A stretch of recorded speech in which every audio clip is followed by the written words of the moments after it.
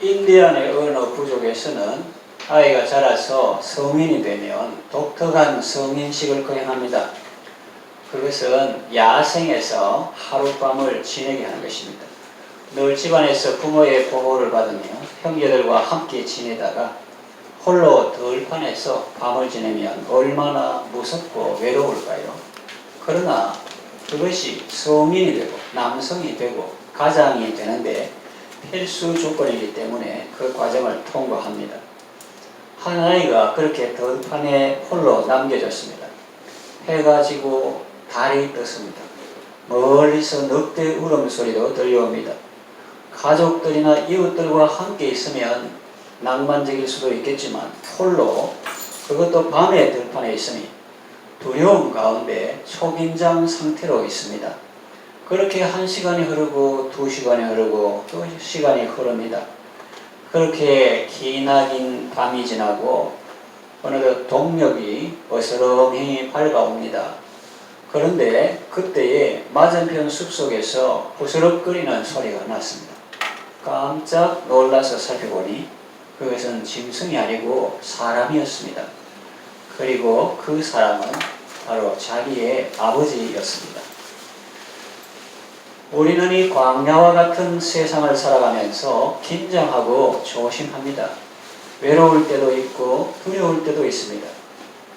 지금까지 지내온 것이 내가 용감해서라고 생각할 수 있습니다. 내가 지혜롭고 내가 수완이 좋아서라고 생각할 수 있습니다. 그러나 우리는 분명히 기억해야 합니다. 그 성인이 되는 아이는 조마조마하게 지내는데 그보다 더 아버지께서 숲속에서 숨어서 그 아이에게 위험한 것이 닥치지 않도록 지켜보고 함께 했던 것처럼 내가 이 험악한 세상 가운데서 지금까지 지내올 수 있었던 것은 나의 무엇 때문이 아니라 오로지 주의 크신 은혜 때문이었다는 사실입니다. 예수님은 하늘과 땅의 모든 권세를 가지시고 내가 세상 사는 모든 날 동안 나와 함께 하시며 나를 도와주시며 나를 지키시고 보호해 주십니다. 이 사실을 분명히 기억하고 구주를 예찬하고 하나님을 송축하는 것이 지혜로운 삶이요 복된 삶입니다. 그런데 우리는 그렇게 살지 못할 때가 많습니다.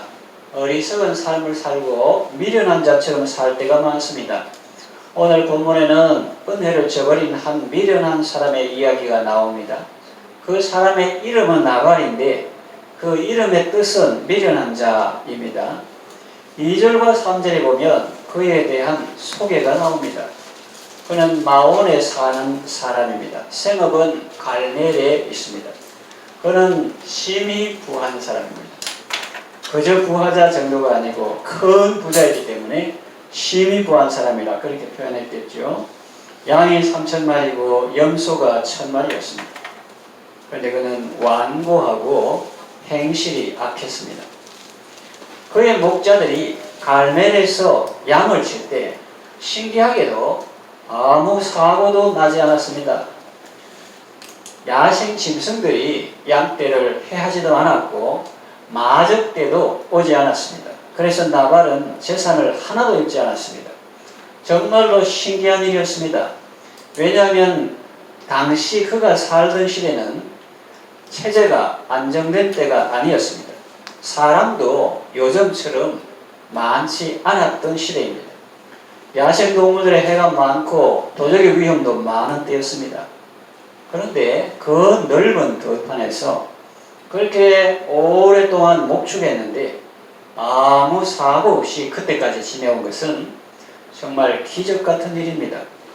그런데 이것을 기적으로 여기지 않고 당연하게 받아들이는 사람이 있었으니 그가 누구냐? 바로 나발입니다. 그가 양털 깎는 날이 왔습니다. 목축업자에게 양털 깎는 날은 마치 농사 짓는 사람에게 수확하는 날과 같습니다. 그때는 대부분의 사람들이 마음이 즐겁고 넉넉해집니다. 땀 흘려 수고한 것에 열매를 거두게 되니 마음이 기쁘고 또 넉넉해지는 것입니다. 그때는 가난한 사람이나 혹 길을 가던 나그네도 좋은 대접을 받을 수 있는 날입니다. 나발이 자기 양털을 깎는다는 소식을 다윗이 광야에서 들었습니다. 그래서 소년 10명을 보냈습니다. 자기 밑에 같이 있는 사람이 한 600명 정도 되는데 10명을 소년을 보냈습니다. 나발에게 가서 내 이름으로 문안하고 내 말을 전해라. 이렇게 전해라. 다윗이 말하기를 너는 평강하라. 너라고 영어로 하니까 그렇겠지. 존칭을 썼겠죠. 당신은 너는 평강하라. 내 집도 평강하라. 내 소유의 모든 것도 평강하라. 내 소년들이 네게 은혜를 얻게 하라. 우리가 좋은 날에 왔은즉 내 손에 있는 대로 내 종들과 내 아들 다윗에게 주기를 원하노라 하더라고 해라. 우리 주 다윗이 그렇게 말씀을 전해라고 해서 왔습니다. 그렇게 해라 했습니다. 다윗의 소년들이 나발에게 가서 그대로 전했습니다. 나발은 다윗의 사환들에게 이렇게 대답했습니다. 다윗은 누구며 이새의 아들은 누구냐? 듣자 하니 요즘에 각기 주인에게서 억지로 떠나는 종이 많도다.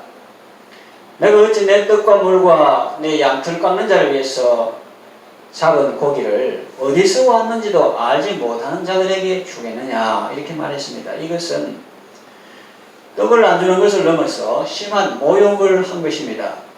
그렇게 은혜를 입고도 다윗을 모른 척했습니다. 다윗은 누구면 이새 아들 누군데? 요즘 아이들 말로 완전히 생 같습니다.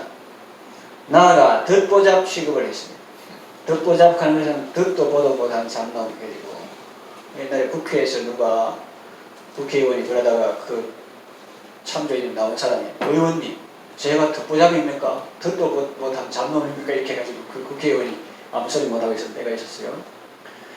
그리고 주인에게서 도망친 종 취급했습니다. 듣자 하니 요즘 주인에게서 떠나는 종이 도망친 것이 아니고 사원이 자꾸 추기를 하니까 피해 다니는 건데 그렇게 도망친 종 취급하는 거예요. 그래서 사환들은 떠그들어 갔다가 뭐 줄까 싶어서 은혜를 입었으니까 그 자거나 몇 분에 며칠이라도 안 주겠나 그런 생각으로 갔는데 동양 못하는데 쪽박을 몇 개냐 하는 것처럼 아무것도 얻지 못하고 오히려 모욕을 당하고 왔는데 다윗에게 돌아와서 나발이 했던 그 말을 청했습니다. 다윗은 분기탱천했겠죠. 그래서 이런 대언 망덕할 뿐만 아니라 자기를 모욕한 나발의 온 집을 응징하기로 결심하고 부하들을 거느리고 그것으로 출발했습니다. 그런데 나발의 하인들 가운데 한 사람이 나발의 아내 아비가일에게 자초지종을 알리고 아비가일은 총명과 미모가 있는 그런 여성인데 오늘 본문에도 아주 지혜롭고 덕스럽게 나오고 그래서 그 이름을 딴 사람들이 많습니다. 미국 대통령 부인 중에도 아비가일, 그대로 읽으면 아비가일인데 영어로 하면 에브가일 이렇게 하죠. 그 아비가일은 지혜가 총명이 있는 여성이었는데 그 하인들 가운데 하나가 그 자초지종을 말하고 그 상황이 아주 위급한 상황임을 일깨워 주었습니다. 아비가일은 그 말을 듣고 위기를 직감하고 바로 떡과 포도주와 양고기와 볶은 곡식과 건 포도와 무화과 뭉치를 나귀에 싣고 다윗을 만나러 갔습니다. 중도에서 다윗 일행을 그 나발을 치러 오는 나발 가문의 그 남자들을 다 진멸하려고 오는 그 다윗 일행이 오는 그 다윗을 만난 아비가일은 급히 나귀에서 내려 굴복하고 겸손한 자세로 간청했습니다. 여종이 내 주께 가져온 이 예물을 내 주를 따르는 이 소년들에게 주게 하시고 주의 여종의 허물을 용서하여 주옵소서. 그리고 또 이렇게 말했습니다. 하나님께서 내 주를 이스라엘의 지도자로 세우실 때에 내 주께서 무죄한 피를 흘리셨다든지 친히 보복하셨다든지 함으로 말미암아 슬퍼하실 것도 없고 내 주의 마음에 걸리는 것도 없으시리니 다만 여호와께서 내 주를 후대하실 때에 원하건대 내 주의 여종을 생각하셔서 그랬습니다. 뭐 구차하게 살려주이소 이런 게 아닙니다. 이런 게 아니고 이제 당신은 훌륭한 사람이고 하나님의 일을 하시는 사람인데 앞으로 분명히 하나님께서 이스라엘의 지도자로 세우실 때에 오늘 이 명성에 누가 되지 않았으면 좋겠습니다. 그런데 이력서에 한 줄 누가 떡 좀 안 준다고 죽였다. 그렇게 하면 또 친히 보복했다. 이런 것이 이력서에 나오면 좋을 것이 없지 않습니까? 그 말이죠. 하나님께서 내주를 이스라엘 지도자 세울 때 내주께서 무지한 피를 흘리셨다든지 친히 보복하셨다든지 함으로 말미암아 내가 왜 과거에 그랬지? 모르는 사람 뭐라 하겠노? 떡 좀 만졌다고 사람 죽였다 하잖아. 이렇게 슬퍼하실 것도 없고 내주의 마음에 걸리는 것도 없으시리니 다만 여호와께서 내주를 후대하실 때 워낙 내주의 여정을 시험하셔서 그랬습니다. 다윗은 듣고 보니 그랬거든요. 자기가 분이 탱친해지고 순간적으로 그런 마음을 품었지만은 차분하게 아비가일의 말을 들으니까 그랬습니다. 그래서 다윗은 아비가일을 보내어서 이 다윗을 길에서 도중에서 끝까지 가면 나발 죽었을 건데 그 도중에서 다윗을 영접하게 하신 하나님을 찬송하고 또 아비가일의 지혜를 칭찬했습니다. 그리고 축복했습니다.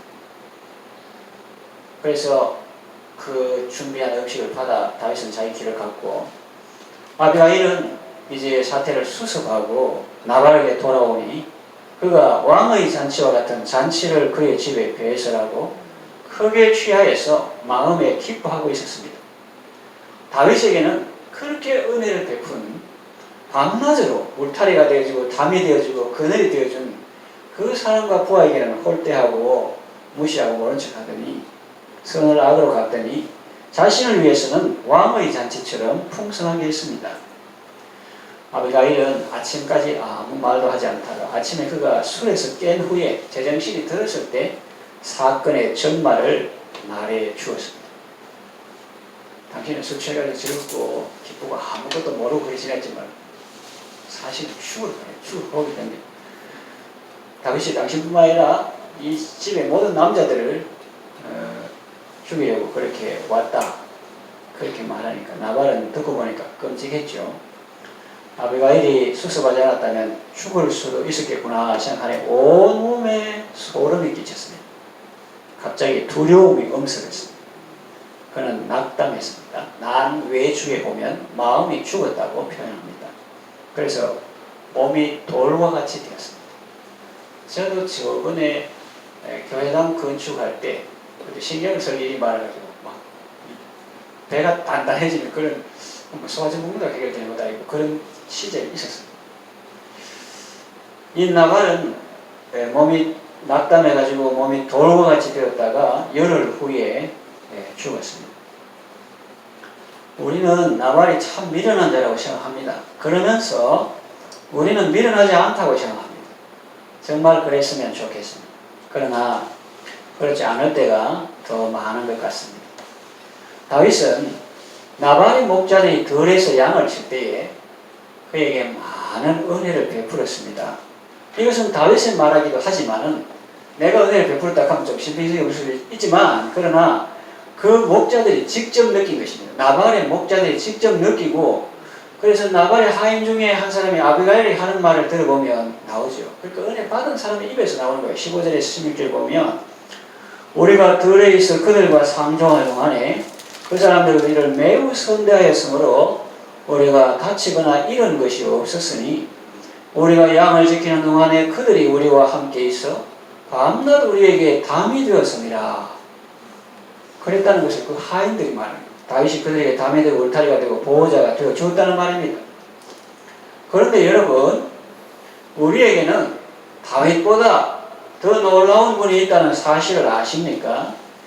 우리가 이 광야와 같은 세상을 살아갈 때에 우리의 담이 되고 우리의 울타리가 되고 우리의 보호자가 되어주신 분이 계십니다. 우리에게 그늘과 쉼을 제공하고 우리에게 기쁨과 즐거움을 주고 우리에게 생명을 주신 분이 계십니다. 그분은 바로 우리 주 예수 그리스도십니다. 그렇다면 우리는 나발의 하인이 다윗에 대해서 말한 것보다 더욱 우리 구주 예수님에 대해서 그분의 은혜를 기억하고 감사하는 삶을 살아야 하지 않을까요? 그 하인이 아비가일에게 한 말을 그대로 우리가 대입해서 예수님에 대해서 말하면 이렇지요. 우리가 광야와 같은 세상을 살아갈 때에 예수님이 우리와 함께 계셔서 밤낮 우리에게 담이 되어 주셨습니다. 울타리가 되어 주시고 보호자가 되어 주셨습니다. 우리가 죽지 않고 멸망하지 않고 여기까지 나오게 된 것은 오직 주님의 은혜 때문입니다. 그렇게 하는 것이 인지상정 아니겠습니까? 이제 말씀을 정리하며 마칩니다. 나발은 은혜를 저버린 미련한 자입니다. 선을 악으로 갚으려다가 멸망한 사람입니다. 그러나 그의 하인은, 신부는 하인이라도 은혜를 아는 지혜로운 사람이었습니다.